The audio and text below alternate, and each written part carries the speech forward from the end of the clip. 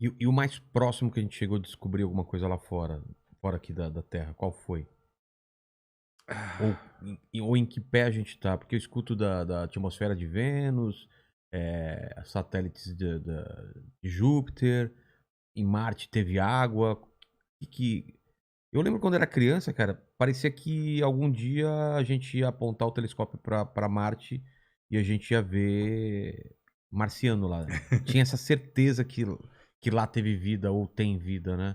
No século retrasado era certeza, né? Por Todo quê? De mundo onde vinha sabia. isso? Por causa do Isso, desenho isso veio do desenho, das primeiras observações de Marte, por Schiaparelli, que foi um astrônomo italiano, que observou a estrutura do planeta com um telescópio simples e desenhou à mão aquilo que ele via. E quando ele desenhou à mão, ele viu que existiam linhas que pareciam aquedutos. Pareciam realmente rios artificiais feitos para transportar, que ele entendeu que eram feitos para transportar água do polo para o Equador.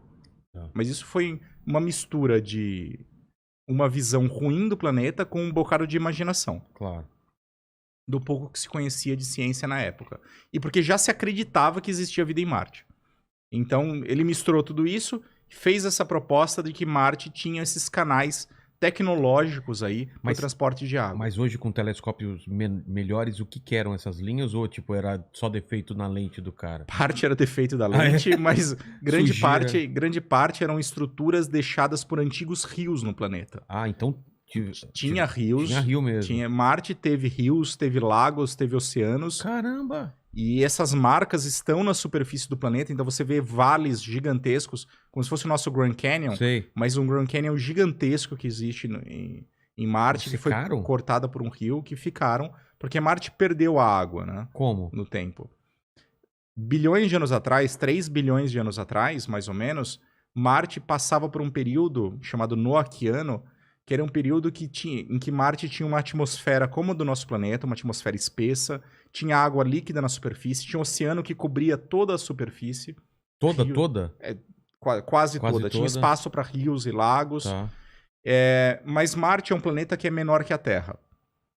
E por isso, ela tinha um campo magnético. Como a Terra tem um campo magnético, que é o que faz as nossas bússolas apontarem para o norte. Mas mais do que isso, o campo magnético ele tem um papel fundamental em proteger o nosso planeta da radiação espacial. Ele funciona como se fosse um escudo. A radiação emitida pelo Sol, chamada vento solar, vem para cá, que são partículas, ela sai do Sol e ela bateria diretamente no nosso planeta. Se ela bate direto na atmosfera, ela começa a quebrar as moléculas de nitrogênio, de oxigênio e de água que existe na atmosfera, e isso é perdido para o espaço. Fritar essas coisas? A gente chama de erosão. Tá. Mas é basicamente fritar a atmosfera. Qual que é aquele filme bizarro? O Núcleo, né? Vocês lembram do Núcleo? Lembro. Que para o núcleo e daí começa a entrar o vento solar. Bombardear o núcleo, Bombardear o núcleo, exato. Então, esse núcleo protege a gente desse ataque do vento solar. Fazendo o quê? O que o campo magnético faz, ele deflete, ele desvia esse vento solar da Terra. Então, existe uma interação das partículas carregadas com o campo magnético que faz com que eles desviem do planeta. Mas não está no centro da Terra? O núcleo tá, mas esse núcleo gira, e quando ele gira, ele funciona como se fosse um dínamo. Sei. E quando o dínamo gira, ele produz um campo magnético com formato dipolar. Caramba! Que envolve todo o nosso planeta, e numa dimensão muito maior que a Terra. Então, isso é bem maior que a Terra. A gente tem um escudo na nossa volta. E esse escudo ele tem a forma, como eu falei, bipolar, de maneira que ele entra no polo norte e no polo sul do planeta. Quando ele entra... Fazendo 2 Cs, assim. Isso, 2 Cs. As partículas carregadas do Sol, elas desviam para o lado e parte delas desvia para o polo norte e para o polo sul. E elas entram nessas regiões.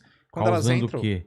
As auroras boreais e austrais. Isso que eu ia perguntar, caramba! Então, as auroras são fruto da interação do vento solar com a alta atmosfera do nosso planeta. Caramba! Então isso acontece. Mas se você tira completamente o campo magnético, esse vento bateria diretamente na atmosfera. No início ia ser lindo, porque a gente ia ver auroras aqui. Em todo lugar. E logo depois a gente ia se ferrar.